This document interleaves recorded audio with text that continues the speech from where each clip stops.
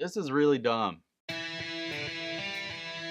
Welcome to Ranger Reviews, a web series we look at episodes of the TV show Power Rangers and then discuss them. Today we're exploring the 7th episode of the show Power Rangers Zeo, as well as the 162nd episode overall titled Every Dog Has His Day. We begin this episode on the beach where the Rangers are just zooming around on cool new motorcycles called the Zeo Jet Cycles. Tommy tells Billy that they're awesome and they're heading back in.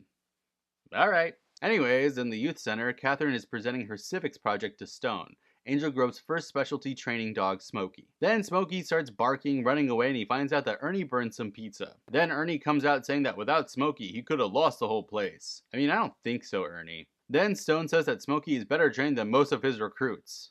I mean, whose fault is that, Jerome? Clank and Orbis are walking around outside, and Clank mentions how it looks like this is the perfect place because it just needs a little bit more help to erupt. He returns to space, explaining to Mondo and crew that they have found a hidden pocket of molten lava that's just waiting to be tapped. Like an ass. Talk at Millie says that they should just get the lava and use it against the Rangers, taking credit for everything. Mondo says he is the perfect monster. The Digster, who has a tiny little dude on his head. Stone thanks Kat for her service with the dog, and then he makes Smokey the new sergeant in the Angel Grove Search and Rescue Unit. Bulk and Skull just got outranked by a damn dog. Rocky asks how Kat learned how to train the dog so well, and she explains that she used to do this in Australia. I feel like that's just something that they're just gonna give Kat to say a little too frequently. Like, how'd you learn to walk? I walked around all the time in Australia. Bulk and Skull are obviously pissed that the dog is higher up than them, and Stone tells them to go give him a bath. They leave. Digster is still digging, and he laments that this is going to take forever, so he pushes Cogs aside, tossing down a bomb and blowing it up under the ground. I guess. Bulk and Skull are then getting themselves clean before they can bathe the dog. Smokey smells something running off, and Bulk and Skull chase him on the motorcycle, and long story short, they can't catch up to him, and Bulk flies out of the sidecar. They return to the youth center, and they struggle to tell Stone that they let the dog run away. Stone then says that he should have left the dog in charge. They leave, and Kat overhears that he was headed toward the forest, so she decides she needs to help them find the dog. We see Smokey running around the forest, and then Kat is walking around, yelling for Smokey, but then Cogs show up, walking around. Kat hides, tailing them carefully to figure out what the hell they're even doing out here. She comes to a cave, and she sees that Sprocket is with them, and they're going to unleash the lava out onto Angel Grove. Kat morphs, getting on her bike and riding away to look for the dog. Then Digster is up on a hill, seeing her. He just starts firing at her, knocking her off of the bike with rocks, and she flies down a long hill, demorphing. Her communicator is broken and her ankle is really messed up. She hobbles away as Cogs chase her. This escalated like really quickly. The Cogs can't find her, and Kat is struggling to keep moving through the forest with a bad ankle. She tries to call Zordon, but her communicator, again, is not working. Then she gets caught by the Cogs, and one of them hits a piece of her Zeonizer off. Then here comes Smokey to the rescue, chasing away some of the Cogs. She fends off one, following the dog as they try to get away.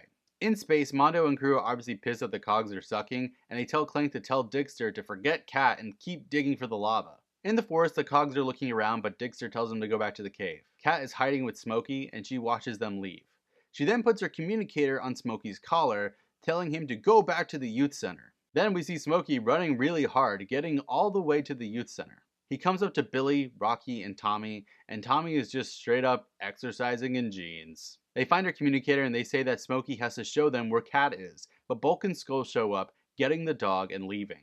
Tommy and Rocky will go on the Zeo Jet Cycles, and Billy says that he's going to go back to the power chamber and let Adam and Tanya know to join them. It's almost like they were busy filming the last episode during this one. Meanwhile, Bulk and Skull have lost Smokey. Again. Not gonna lie, this episode's getting kind of boring. The Rangers find Kat's Zeo Jet Cycle and they're starting to panic. Then Smokey finds one part of Kat's Zeonizer and he starts coming toward her. Also, the lava is still flowing pretty well in this cave, and Digster says that the lava will be flowing by nightfall. They then hear Kat calling for Smokey, and Sprocket sends the Cogs out. Then Smokey is running from somewhere, and there are just straight up explosions around him as he runs through them. I mean, let's be real, this is not legal. Catherine gets her Zeonizer morphing again. I guess this repairs her ankle? What happened to that? She fends off the Cogs, taking on Digster's solo, and she's doing a lot of kicking for someone with a swollen ankle, but then she just twists it again.